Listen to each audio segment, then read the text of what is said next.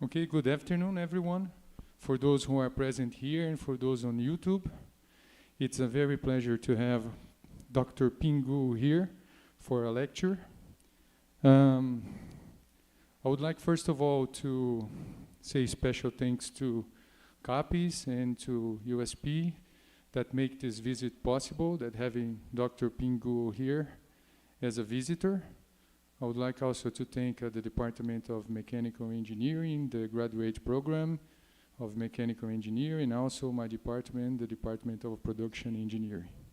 Today we're going to have a very interesting talk from Dr. Gu from Precision Manufacturing Intelligent Metrology. Dr. Gu is assistant professor in Department of Mechanical Engineering from the Northwest University, US. He received his bachelor degree in automotive engineering from Taishingu University in 2009 and his PhD degree in mechanical engineer from the Northwest University in 2014. Before joining the Northwest University in September 2018, he spent 4 years at the Chinese University of Hong Kong as an assistant professor. Dr. Gu's research interests center on the paradigm of micro-scale manufacturing, includes surface texturing, process micromechanics, miniature machine tools metrology, micro-additive manufacturing, among other topics. He currently serves as associate editor of the Journal of Manufacturing Process. He is the recipient of Cornell F. Ackerman Manufacturing Medal from ASME in 2021. Outstanding Young Manufacturing Engineer Award from Society of Manufacturing Engineering 2020. Young Investigator Award from International Symposiums of Flexible Automation 2018 Hong Kong Research Center. Grants Council Early Career Award in 2016. He was elected as an associate member of the International Academy for Production Engineering, CIRP, in 2022. Dr. Gu, please, the floor is yours. Thank you.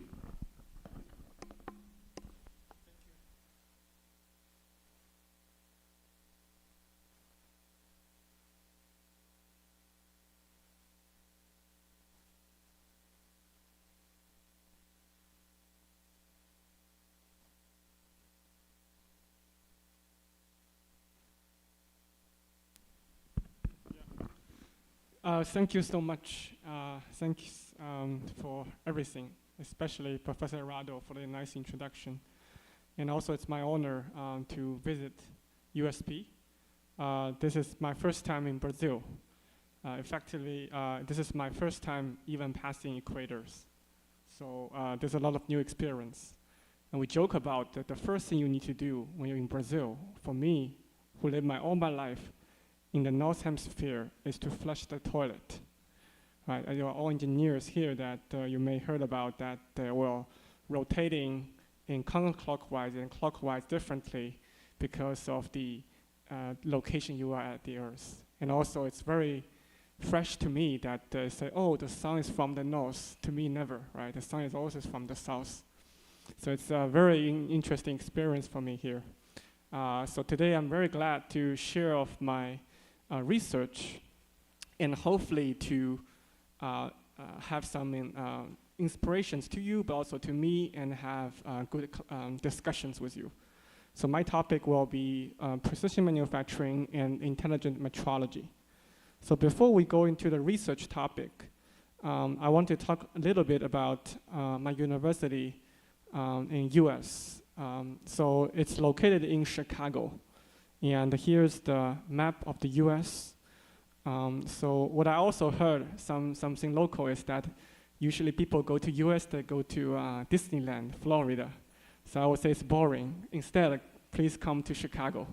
So Chicago have the, I would say, best or second best skylines. Only probably New York is better, Manhattan is better. So it's very, in a crowded space, but all these skylines with beautiful designs. Oops.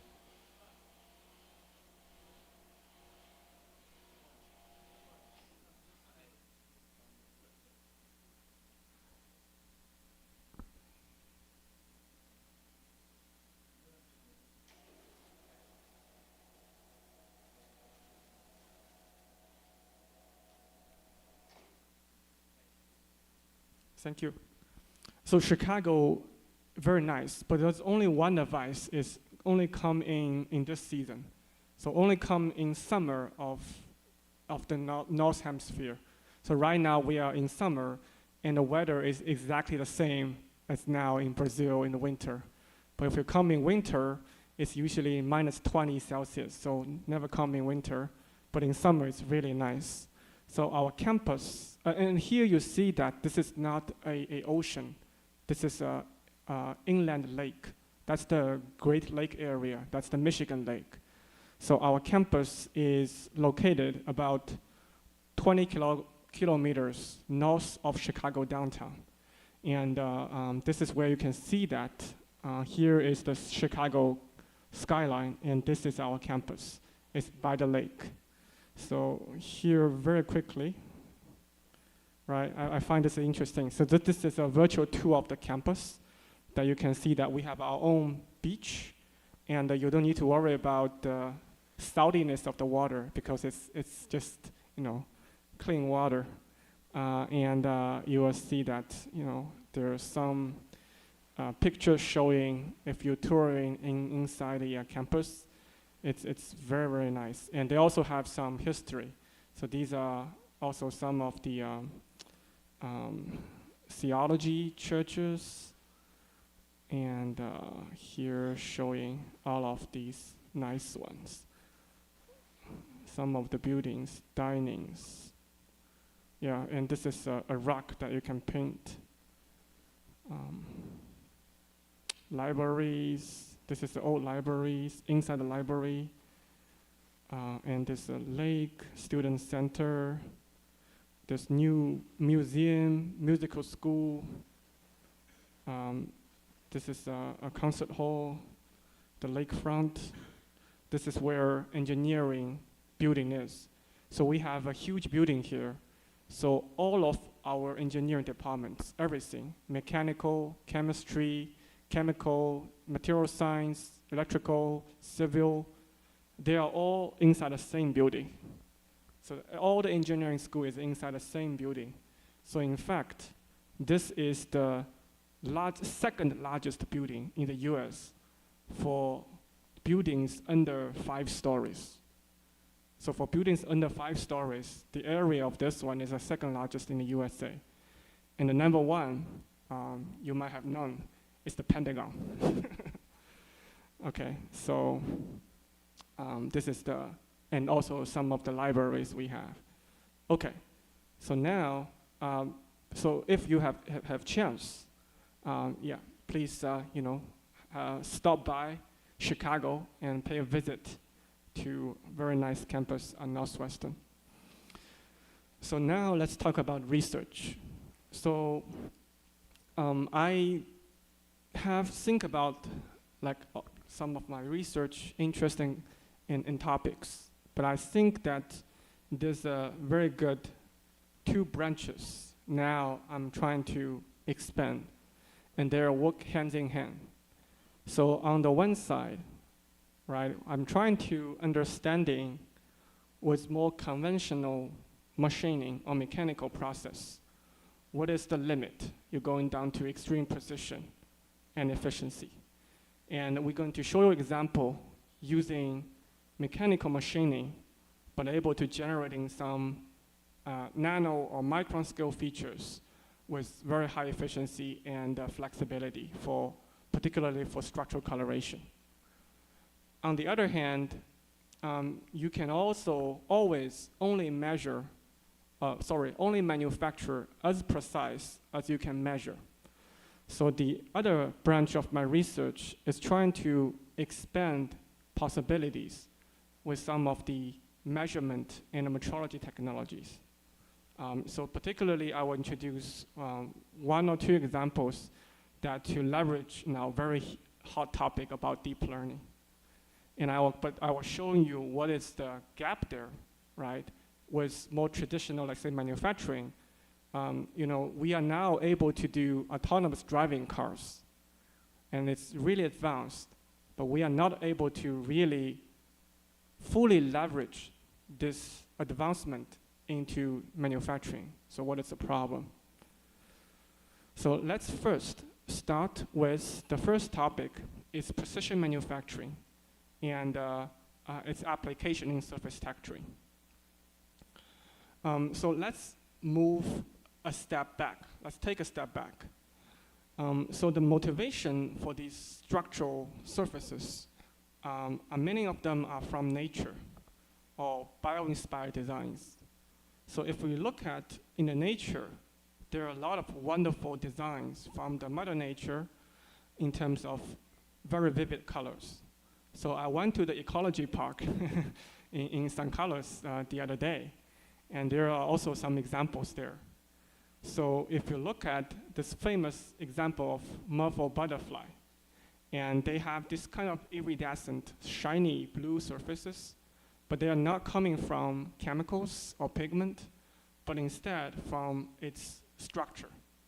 If you go inside, you will see that, zoom in, you see these fir tree structures, so branches, but also configured in a way that basically light, when they get in or trap inside, have some very complex interaction with diffraction reflection. And here showing another interesting example of peacock wings. And if you do zoom in, you will see a very characteristic design is the hierarchical structures or multi-level structures, right? And we can say these scales, but if zooming on the scale, there are small channels. But inside these small channels, they have another kind of small grooves. So these multi-level structures will enable some of these very magnificent colors. So artificially, people also want to make these designs. So one attempt, for example, they want to have this multi-level structures. So what they do is that they're using gratings, but bi-layer gratings. So they have gratings on top and on the bottom orthogonal. I think they made one layer by 3D printing and another layer by beam lithography, E-beam lithography. So by this kind of multi-diffraction interference, you can create some structural colors. In fact, there are more ways you can create structural colors. So by these kind of diffraction grading is one way, but also you can do photonics.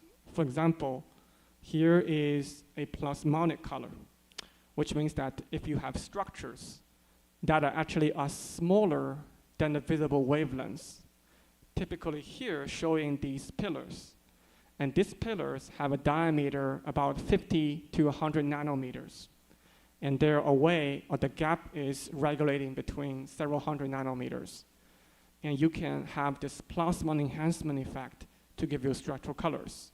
And it's very interesting because this type of color is not angle dependent, right? Some of them you see from different angles, they have different colors. This gives you a consistent color.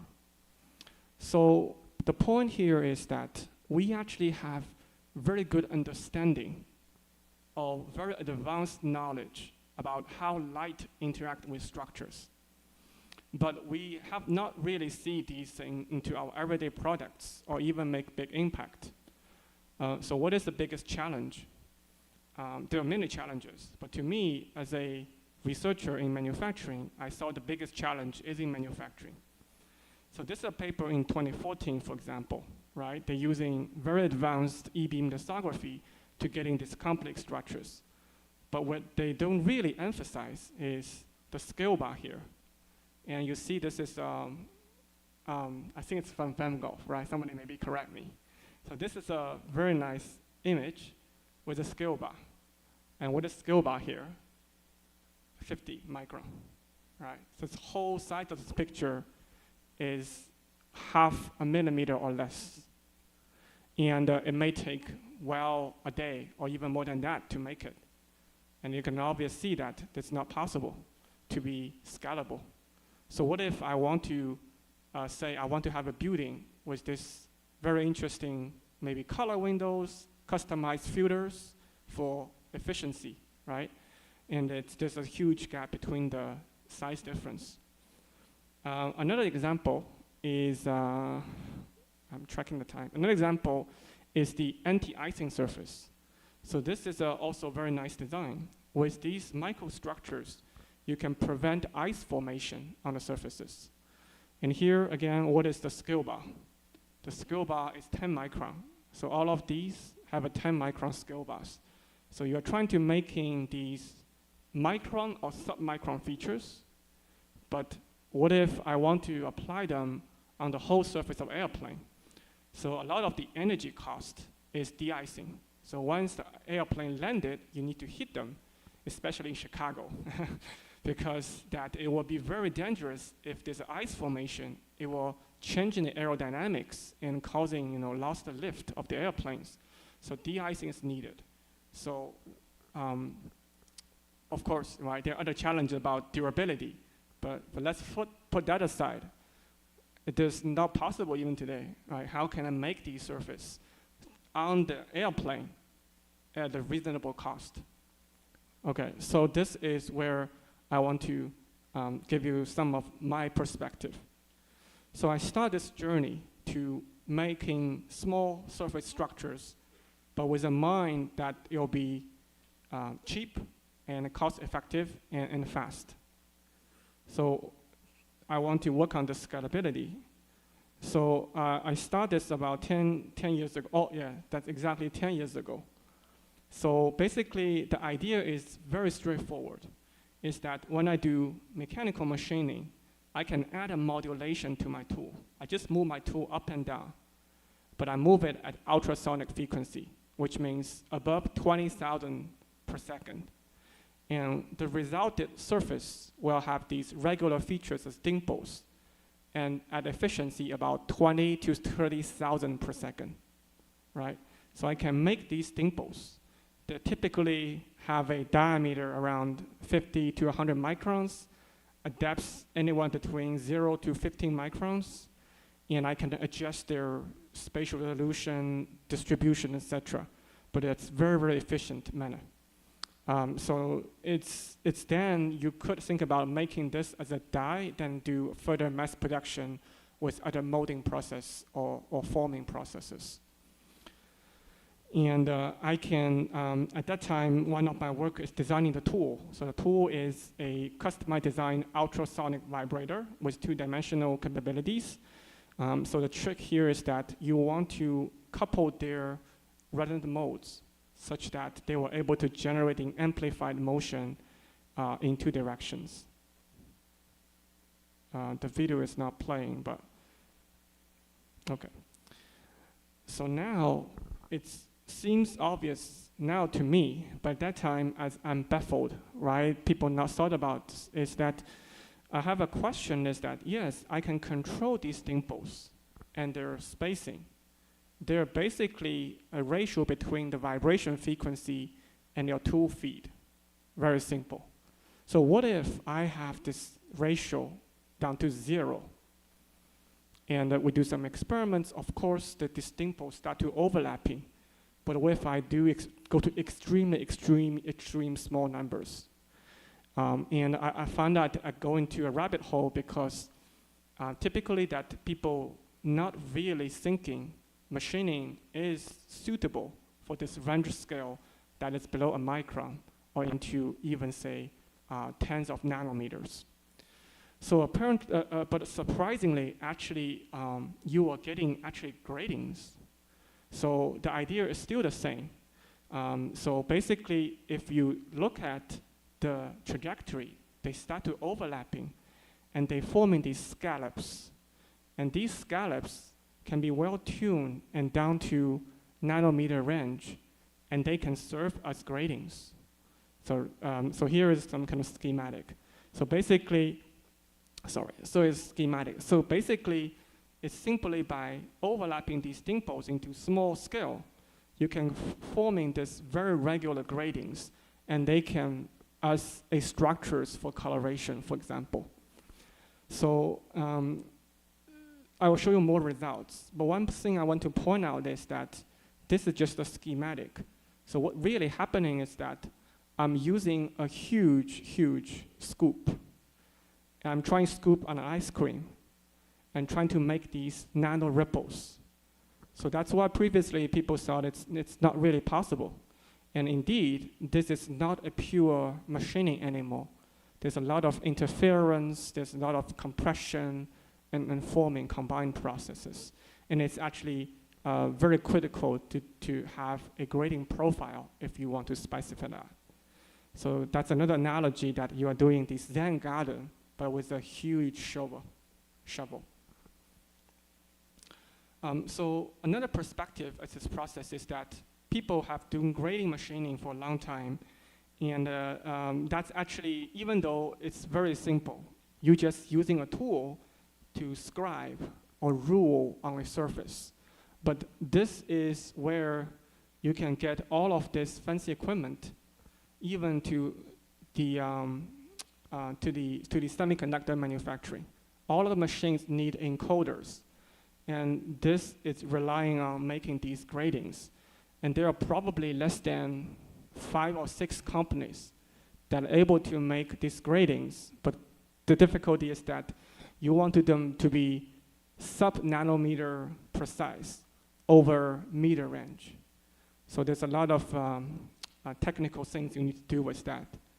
But here, my process is basically turning this conventionally ruling by 90 degrees.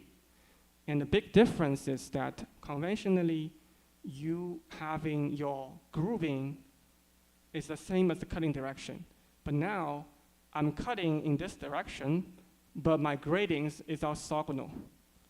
And this indication means that there's a pros and cons. But one benefit is that I can very easily changing the spacing of my gratings. Here you have to do very slow grooving and moving of specific distance. Here you can continuously changing them by simply changing the cutting velocity if your vibration frequency is fixed, right? So I was able to cutting this grading spacing down to 200 nanometers. The upper limit is actually not that critical. I can go even bigger. And I have a grading height and also the efficiency up to 30,000 gradings per second. So at that time, my student make a souvenir for me. It's basically, if you are previous models of iPhone, I think that's iPhone 6. So the back is still aluminum. Now I think it's some kind of glass. So basically, they actually making a picture on the back of the iPhone for me, directly machined aluminum. And if you're using, let's say, the laser, it may take you maybe, I don't know, a week. And because thinking about how small pixel you have in the large size area, and they are able to make it within 4 or 5 hours, right? So that's the efficiency change. So here we demonstrate this and showing that you can creating this very regular gradings, and they're showing colors. So we also tried out some interesting stuff that we can cut in different materials and even on silicon. So that's more about a small specific research field that normally silicon is very brittle. But with a very controlled process, you can remove the silicon as if they're plastic, like they're butter. So you don't see any brittle fracture. So you can creating these very ductile chips, but very nice gratings in a single machining same machining efficiency, and creating some interesting patterns at the nanoscale. So now we want to play a little bit. So we actually already solved the most difficult part, but when we demonstrate results, you only need some small tricks, and they give you very interesting results. So basically now I just need to do a coding on the cutting velocity. While changing the cutting velocity, it corresponding to grading spacing and corresponding a color. So I can able to do very simply rendering of a colorful image. So this is Mona Lisa taking a picture from an actual workpiece, right? And we can do also sculpturing. So basically, while you do the machining, it's just the machining. So you have more flexibility to changing the depth of cut. So we can creating this micro sculpturing. So there's some up and downs, like a micro basso relief image. but also with colors. So these are all from pictures that we taken from the workpiece. So there's a little bit, for example, the capabilities that we can create was basically high resolution, high speed, and for example, that when we talk about resolution we have, so right now the Retina display or Super Retina display from MacBook Pro or iPhone is around 300 to 460 pixels per inch. And we were able to creating, depending on the efficiency you want, anywhere between 50 to 1,500 ppi. So it's a really, really fine detail. So interestingly, normally what you do is that you program the machine. And if you're working on any CNC machine, you're changing the time versus position that you specified. However, in my case, in order to creating a defined color, I need to specify at this location the velocity of the tool. So I need to have position velocity. So we found out that actually the machines are not designed in this way to fulfill our requirement. We have actually a very hard time to able, even with very precise machine, their control system is not designed for this kind of extreme conditions. And you will imagine that they will not accelerate infinitively fast. They may have transition, or they may have instabilities. So we do some kind of interpolation. So instead of having the step process input, which is not possible, we continuously changing the velocity and trying to minimize the error. So I'm not going to the details, but here showing some design from the Simpson. And by using different interpolation, you may have different results in terms of the color reproduction. And this is also from experiments. So this is from pictures we taken from an actual workpiece. So more things with application. So we can do anti-counterfeiting or OBD. So for example, your banknote and your credit card have these tags that when you see from different angles, you might see different things. So we are able to creating this, and you can making as a mold and to creating your own anti-counterfeiting tags.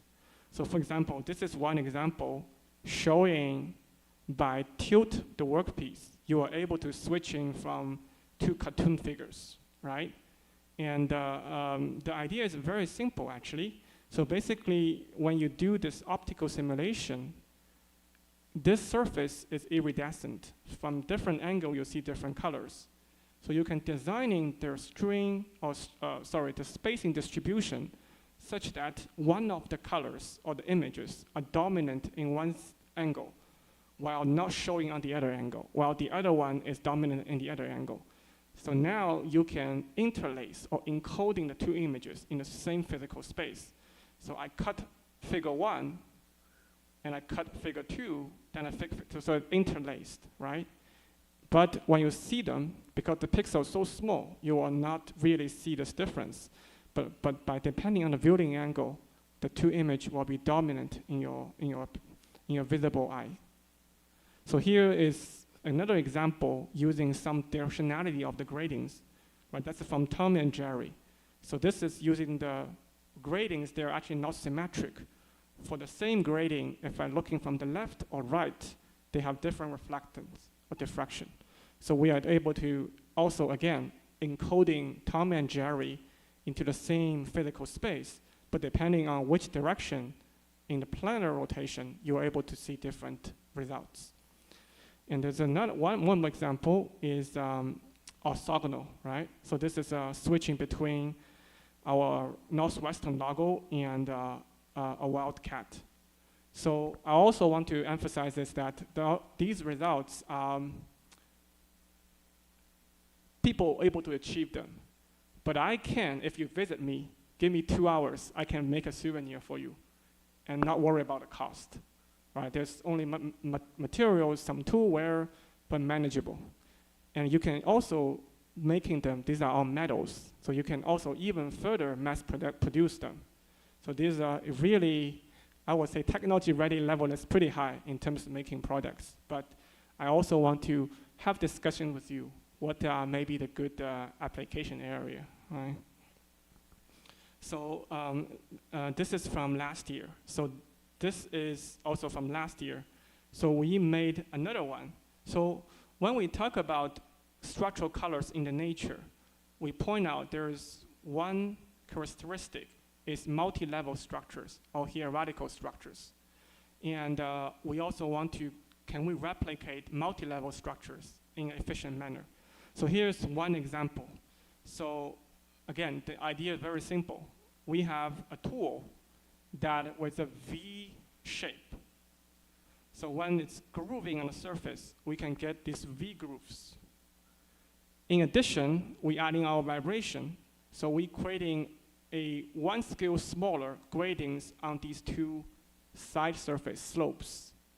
So the application we want to do is naked eye 3D image. So in order to achieve a naked eye 3D image, a holographic, you need two things. The first thing is called stereoprasis. This means that your left eye and right eye actually should see something different. That's if you do this one, they are slightly different perspective. So we basically able to achieve that by creating one image on the left and an image on the right. So when you're viewing at them at design distance, they're creating a independent, separate images. So your left eye will only see the colors on here, while the other eye only see the colors here.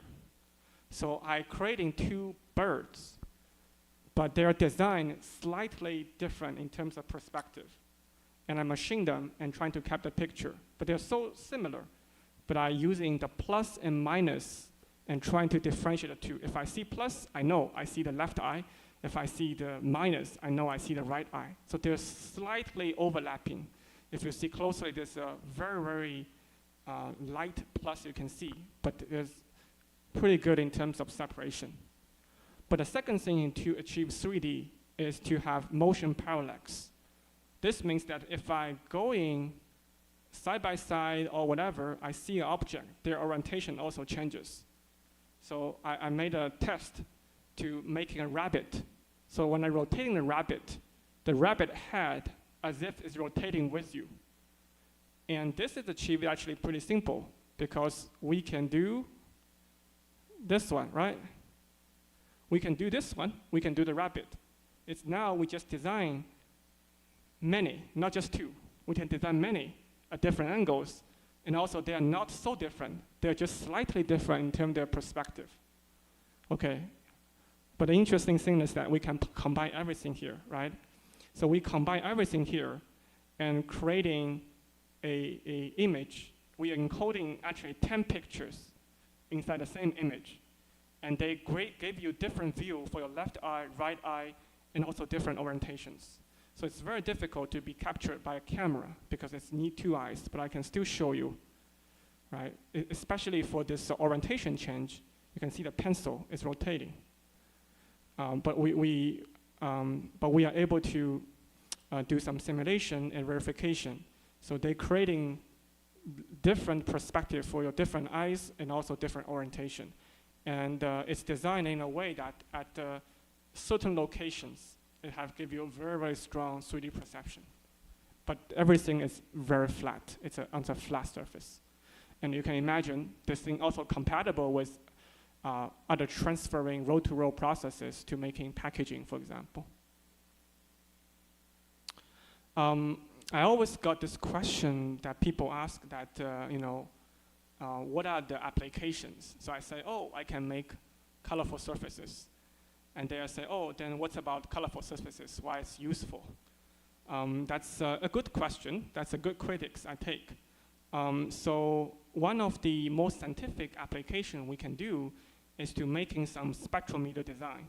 So a spectrometer using mirrors for refraction and gratings for diffraction.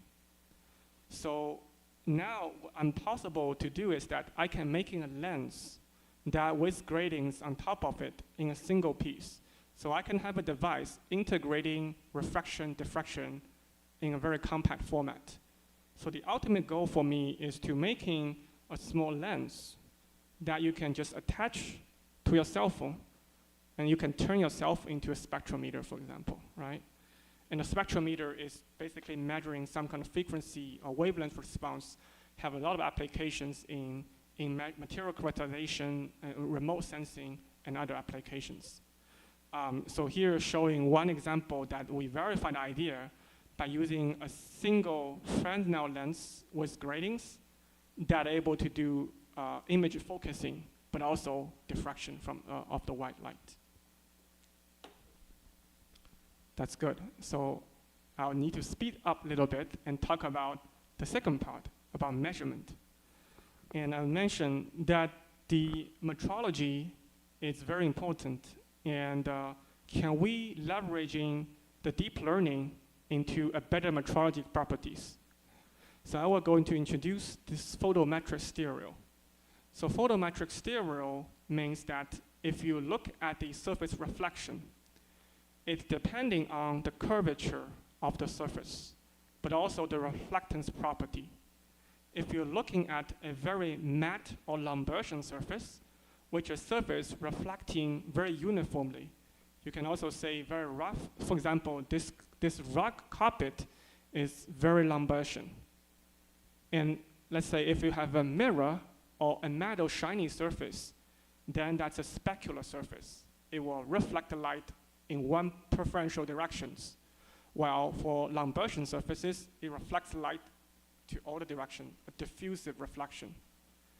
So by using this concept, if you have a camera and lights in different directions, you are able to take in the picture, a single camera, but see the reflection from different illumination with known conditions.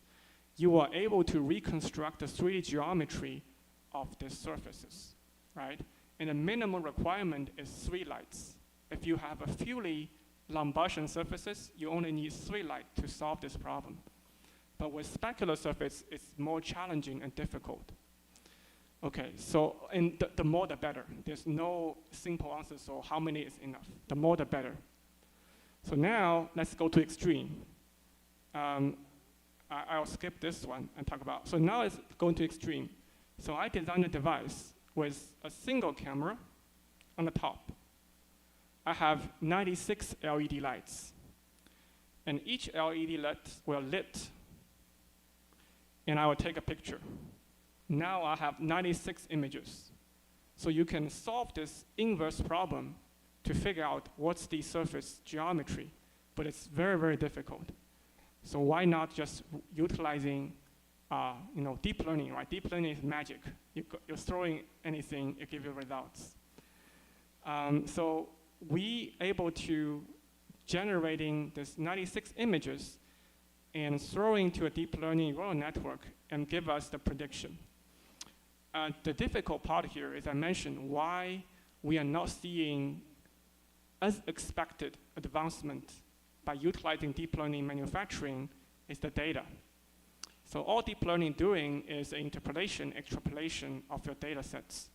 So it's very critical, challenging in manufacturing is generating high quality data sets. It's very expensive to do experiments.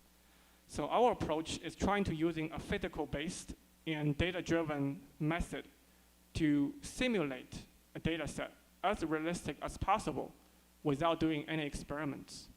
So basically, after we calibrating the light positions, we are building another reflectance model. So another thing is I don't need to, conventionally for photometric, you need to know beforehand the reflectance property of your material.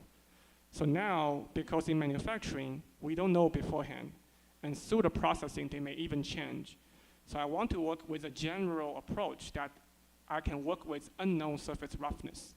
So I'm calibrating how different surface roughness will reflect the light and building the first model. By combining the light conditions and my reflections, I'm actually rendering images with realistic renders because I know my light locations. I know kind of randomly, I assign random reflectant properties. Then I can generating these pictures. So these pictures are not from cameras. They are basically rendered, emulated. Then I built a huge database with this random 3D geometry and train my deep neural network to predict very fast the 3D geometry. And of course, that I'll skip some of the details about the design, but the results looks really good.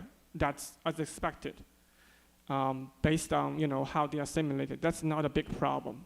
But in reality, if you're doing experiments, we are really afraid this thing is not going to transfer very well. And that's normally the critics for all of these work: transferability and generalizability. So what we do is, we didn't do any trick. We train our model with all simulation data, and we directly see their performance on the actual parts and see how they perform. We don't want to make this thing look good. We want to see its real performance. So again, I want to point out the shape in our training model are all like these. So they are not realistic, right? They all look like these. And then our experiment, starting with something like this. Right? It's a real part, metal parts, and it's simple, but it's very different from the training data, right? And the results is surprising, and it's very good in terms of measurement in terms of surface normal. And here, the first column is the measurement from our model. The second column is from a laser scanner, and the third column is the difference between them. So our model also able to provide the height prediction, but there's some still ongoing work, because you are not going to bend the physics. You can almost bend the physics, but not completely. The measurement principle for photometric is reflection based. So it's measuring the surface angle of your curvature. And it's still a big challenge today, right? By knowing the surface normal, you actually cannot very sure about height. This integration is very challenging. We are using a machine learning based approach, but still facing problems. Then I submit a paper. This is now published. And we also share our data sets and code. So if you are interested, you can try to use them. Then the reviewer is not happy. They say, this is too simple. Please show me something more complex, then I'll believe you. Okay, I say, okay, so let's do something more complex. So we now that's a US thing, that's Halloween pumpkin. But this is not a real pumpkin, it's a plastic toy. But we spray coat it with a metal paint, so it's more reflective. Then, again, 96 images. So here showing a really nice and detailed reconstruction compared with some of the commercial 3D scanner. The reason is that commercial 3D scanner normally requires you to apply a non-reflective paint. So they have huge problems with these reflective surfaces. So we want to demonstrate that I don't need this post-processing. I can directly measure these reflective metal surfaces with the off-the-shelf setup, right? So I think I will quickly go to another thing, but this is another attempt in a similar route is to utilizing deep learning for enhanced measurement capabilities. So this is a technique widely used for characterized materials. They call it digital image correlation. And from tensor test, you can get the string distribution from the camera measurement. However, we're facing a problem is that when you're trying to characterize a polymer, they can stretch 200%, 300%. And the paint on the surface start to tear and lose their integrity because the paint itself is not that elastic enough, such that the conventional digital image correlation will fail, even with some software that people usually using is the GOM correlate and VIC2D. So they're slow, they're not robust, and they have very low resolution. So again, we having this framework. But the key thing, again, I want to point out is the network design itself is not that fancy, but how do you getting enough data sets to train a model? Again, that's the same problem. So we are using a similar idea. So we don't want to do experiments. We want to simulate the data sets and minimize the cost as much as possible. So what we do is that I generating these artificial data sets by myself. So we're generating these random patterns by simple image processing.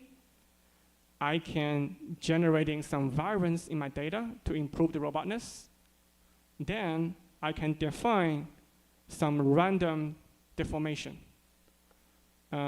With this random deformation, I'm able to generating, using simple image processing to generating the image before deformation and after deformation, right? So I have all of these information available, and I can design my network, and I'll skip some of these details. So here is, again, once we train the results, we don't do any tricks. We directly using this for experiments, see how it real performance in realistically.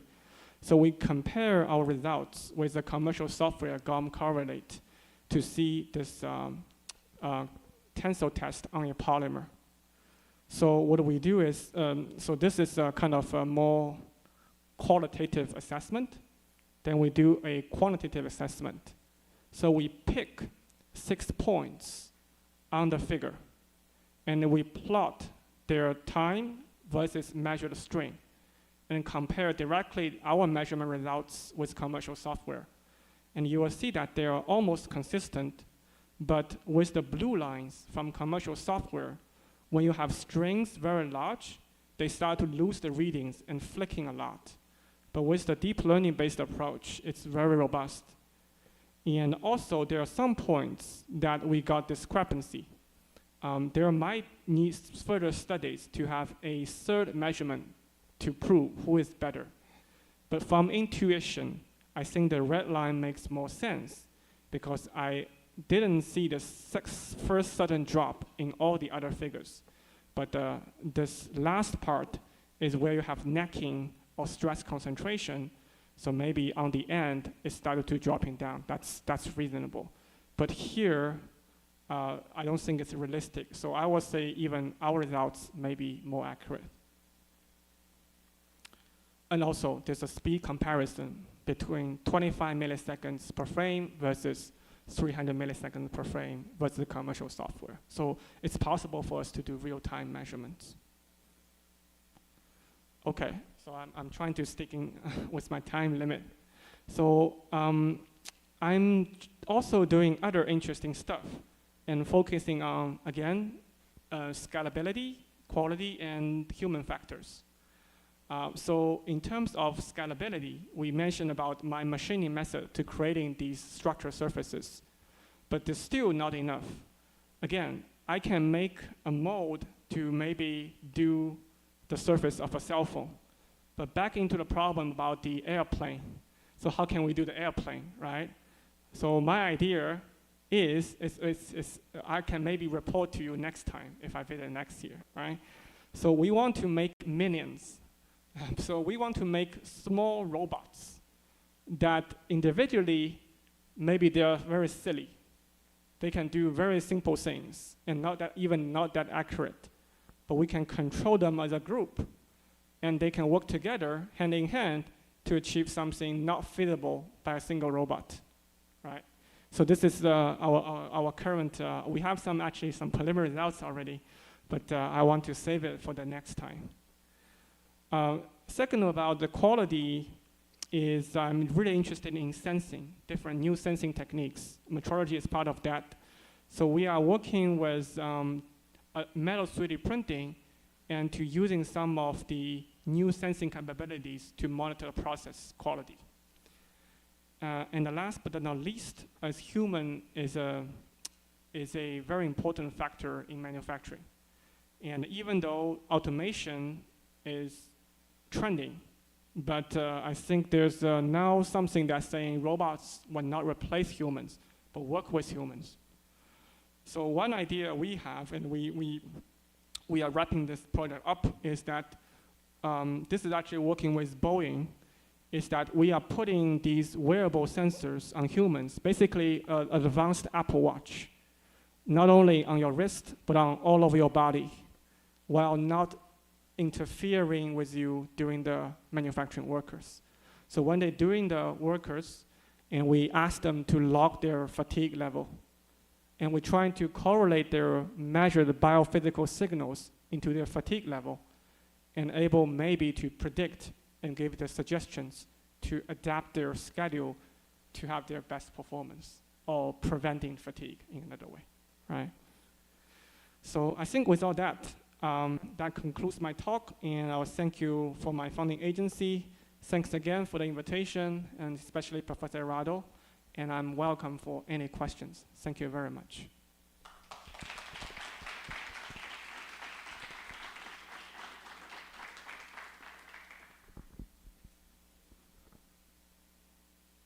It's not turning on, right? So, Dr. Ping, thank you very much for this interesting talk. So we now have time for a few questions. Let's start from here, from the floor. Yeah, Kazra.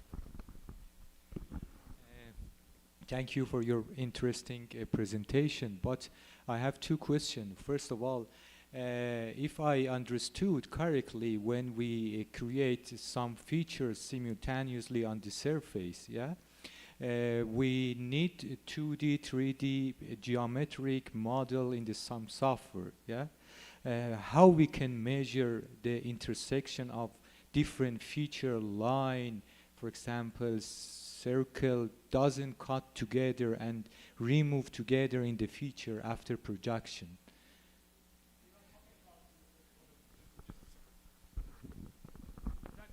So I maybe not interpret your question. Are you worried about durability or? Mm-hmm.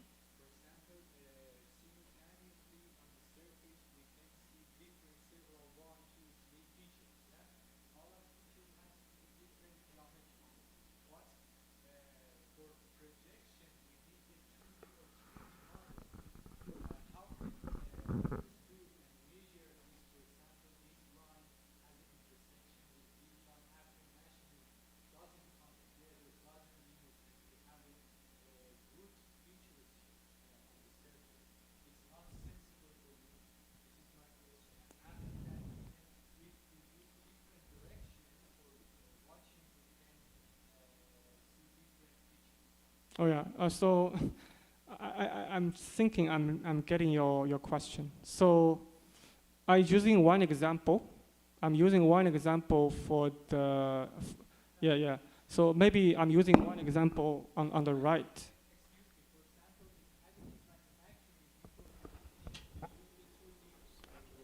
Yeah, I'm using this for example. So this one, first of all, the grading formation, we do have a model considering how the tool vibrates and how they are generating the profile. We have that. And that's on a smaller scale.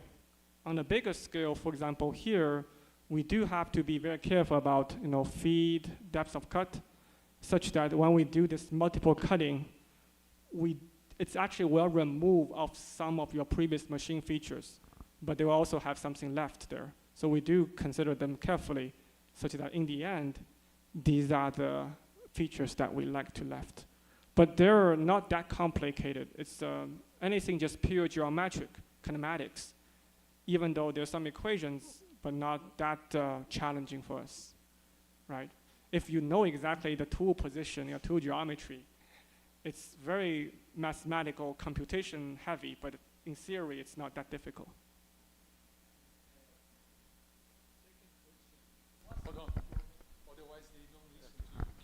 What's the formation of the remove material chip here in this ultrasonic machining rather than, for example, conventional machining?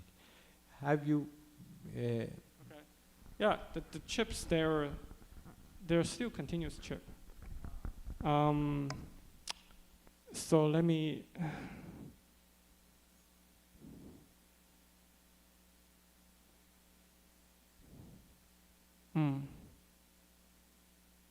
Okay.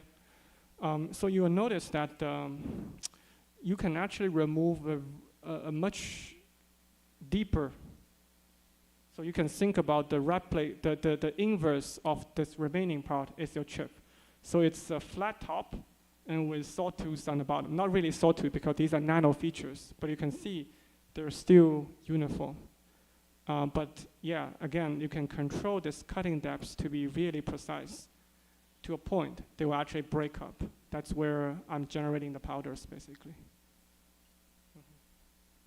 Okay, thank you. Any other question from the audience? Come on, don't be shy.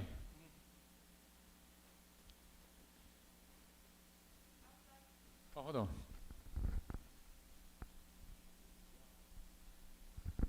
So thank you for your talk. It was very interesting, and I am I'm curious about the data argumentation that you did for the pictures, because you can find several packets available in the internet for data argumentation for doing that. But I realized that you did not use that kind of package. You used something very dedicated, very specific for your application. Did you compare your finding with these ordinary available packets, or because it seems very dedicated for this metrology? So I just would like to know if you compared. One thing is that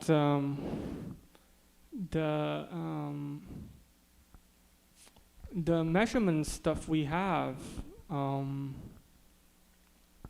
it needs to be specific. It needs to be specific to my setup. That's one reason. And the reason we choose 96 lights, not more, not less, is because we want to compare our results with somebody else, but somebody else all have a different setup with me. The only one we found doing something related, they're also using 96 lights, so that we can have some performance in a kind of justifiable baseline. So the answers to that is that because it's dedicated, so we need to generate our own data sets. The second one is, the second answer to this question is that I think that my understanding here is that we are not designing new machine learning techniques. The merits of our study is mostly actually in the data set generation. I see that that's why we can do this. Actually, not a pure computer vision computer scientist, is that in some of these examples, and also for the DIC, if you know the forward physics very clear, that's how we build. So the way we generate data sets has nothing to do with machine learning. It's by using our knowledge. Let's say if you can do FEM simulation, if in here we know exactly the light optics, we're using our forward knowledge to generating large data. For the training, etc., we have some our own tweaks, but it's more or less using existing kind of framework. So I think that opportunities is that justifiable. Why we can do some of this thing maybe better is that if we have this domain knowledge to apply some of expertise. Yeah. Okay, very good. Thank you. Any other question?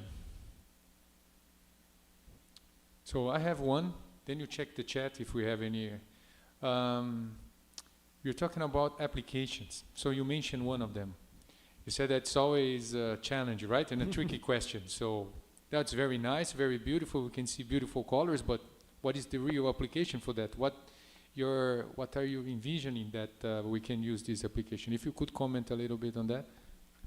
Yeah, I definitely. I want to convince you, right? So I claim I will make these chemical-free, paint-free surfaces with colors to save the energy, to be environmentally friendly. But I'm not sure if you can buy in that.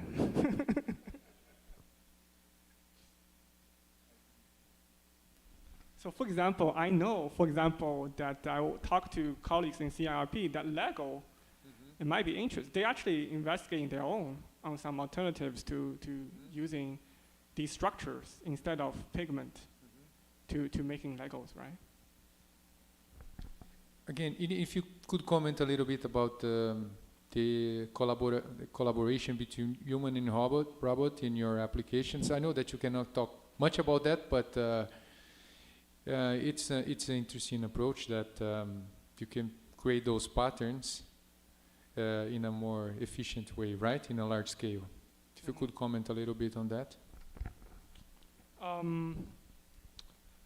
Yeah, so the idea is to making these small robots. I think that there's two things, the general idea I have presented, but there are two things we are exploring. The first thing is what this robot should look like.